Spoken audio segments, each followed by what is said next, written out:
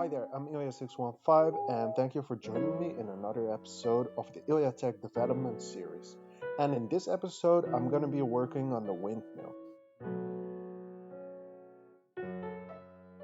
After hand cranks and steam turbines, windmills would be a new way to generate mechanical energy in a mod.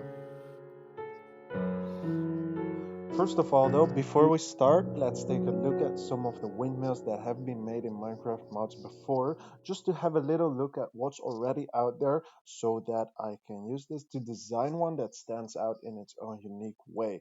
Let's go in chronological order. Let me take y'all way back in time. So here we see the OG windmills of modded Minecraft, added by the Better Than Wolves and the Immersive Engineering mods. These are quite nostalgic for me and maybe for you as well. Nowadays, also the Create mod is of course popular, and in this you can design your own windmills. And this customizability allows it to fit in with any base design, as you can just design it however you want. But this is my mod, and I try to stay very faithful to Minecraft's blocky style. For example, even the conveyor belt that is diagonal is still not a smooth diagonal, but it's blocky. And of course, there are some exceptions. Also in Minecraft, there are some diagonal things. But one thing that made me realize I could have a blocky looking windmill is the buildstone movement, as popularized by Jake Kelton and Mumbo Jumbo. And when I saw this, I really liked the frame by frame animation that the windmill had. And I liked the blocky aesthetic that this gave in compared to the smooth rotation seen in windmills added by the Minecraft mods. So I thought I can combine these two things, right? I can have a windmill in my mod, but with a pixelated look to the animation. So that's what I set out to do, and I created some proof of concept. I was not immediately sold on how it looked, but I realized that if I made the whole thing bigger, I will also basically have more resolution to work with. Aside from that, I noticed that making it spin slower results in a more choppy look, but making it spin fast enough is important for it to look smooth. Also, in order to make the animation of the windmill even smoother, I did end up implementing one suggestion from the Discord, which was to add the blur frame, which is basically trailing behind the blade, and it's transparent, so it makes it look a bit blurrier and also smoother by doing that. Now, the other way that I try to make the windmill unique in my mod is the wind. And you might have already seen these lines flying around the world, and these resemble wind. And the wind can have different directions, and you have to make sure that your windmill lines up with the direction of the wind. So I also think this adds a unique touch, like you cannot just build the windmill anywhere and in any way you want, but you have to um, make it face exactly in the direction that the wind is coming from. To know exactly which way the wind is coming from, you can of course look at the lines, but I will make them much less common so it's less visually cluttering. Just now, for testing purposes, I cranked up the numbers a bit and made them more common than I know they should be.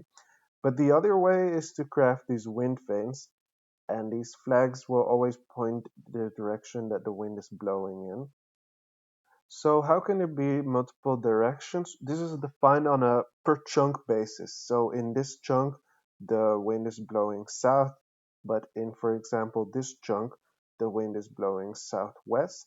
So with that said, I want to show you guys how this actually works and how I make sure that, for example, not in this chunk it's blowing to the west and one chunk over it's blowing to the east again, because that would of course not make any sense and it would also look stupid. So the way that this works is that I generated a noise maps, and a Perlin noise can basically be resembled by black and white, and this is also what is being used in WorldGen, because how it works is you can generate the noise map and then you can attach values to it. For example, you can say, okay, where it's white there should be a peak, and when it's black there should be a valley.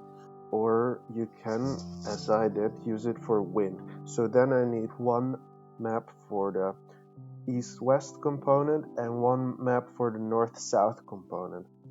And by combining the values from these two maps, I can have a vector output, and I can resemble this also on a vector field. This makes it a bit easier for you guys to visualize.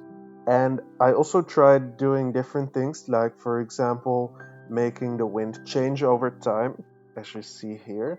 But I think for players, this would actually be a bit annoying because then you build your windmill, and a few days later, the wind has turned and it comes from the other side, and your windmill stops working, and you have to, I don't know, break it down and rotate it. I think that will be a bit annoying unless maybe it happens very slowly. But then it still would be annoying, let's be honest. So I scrapped that for now. And I also tried different things, like you can adjust the values to make the noise map coarser or finer. So I guess one other thing I want to talk about a bit more is the wind particles themselves.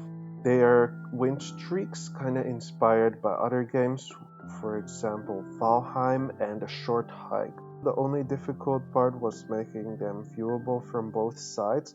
So normally how this works is that particles, instead of being flipped on the other side, they are being rotated 180 degrees on the other side.